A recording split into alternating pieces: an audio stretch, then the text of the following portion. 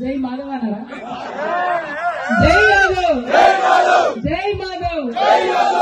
వేదిక మీద ఉన్నటువంటి గౌరవనీయులు బుచ్చి యాదవ్ గారికి, దేవేందర్ గారు, అట్లనే సెక్రటరీ గారు, మా అయోధ్య ఉన్నాడు, తమ్ముడు మహేష్ గారు ఉన్నారు, అట్లనే మా సంతాన్ ఉన్నాడు, ఇక్కడ గోపు సదానందమన్న గారు ఉన్నారు, మా అనితా చౌదరి, సంతోష్, రాజు గారు, అనేక మంది పెద్దలు, అదేవిధంగా యాదవ్ కుల బంధువులు అందరూ ఉన్నారు. అందరికీ హృదయపూర్వకంగా దీపావళి పండుగ సందర్భంగా శుభాకాంక్షలు తెలియజేస్తా ఉన్నాము. మరి దీపావళి అంటేనే యాదవులకు స్పెషల్ గా సదర్ పండుగ చేసుకోవడం. సదర్ అంటే పెద్ద అని అర్థం. మరి మంచి పెద్ద పండుగ. ఇంతకు ముందు అయితే ఈ డీజే సప్పుళ్ళు కాకుండా జర మంచి డప్పు మేళం ఉంటుండే, ధనక్ ధన ధన ఏమంటారు కానీ ధనక్ ధనాదన అట్లే మంచిగా పెద్ద ప్రదేశాలు ఇవన్నీ ఉంటుండే. కానీ అవన్నీ బంద్ పెట్టి వాళ్ళకి డీజే నడుస్తుంది.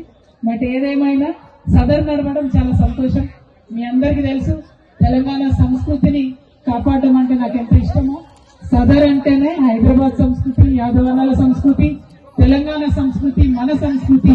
మరి ఇటువంటి సంస్కృతిని నిలబెట్టడానికి పాటుపడుతున్నటువంటి బుచ్చి యాదవ్ అన్న గారికి, తమ్ముడు నగేష్ గారికి, అందరికీ మళ్ళొక్కసారి హృదయపూర్వకంగా శుభాకాంక్షలు తెలియజేసుకుంటూ జై యాదవ్, జై మాధవ్, జై తెలంగాణ. ఎవరు గెలిచిరు ఇంతకి?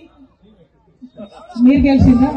ఏం పేరు? మన రాముడా? Nice nice, thank you. జై తెలంగాణ. తెలంగాణ ప్రజలందరికీ దీపావళి శుభాకాంక్షలు. దీపావళి మరునాడు హైదరాబాద్ లో ప్రత్యేకించి యాదవులకు సంబంధించిన సదర్ సమ్మేళనం జరుగుతుంది. యాదవులు అంటే ముందు నుండి కూడా గోపాలకులుగా, పశుపాలకులుగా ఉంటూ సమాజం యొక్క బలానికి, సమృద్ధిని చేకూర్చేటటువంటి వృత్తిలో ఉన్నటువంటి వారు. భగవంతుడు ఆ శ్రీకృష్ణుడు కూడా యాదవుడిగా జన్మించారని గర్వంగా గొప్పగా చెప్పుకుంటాం.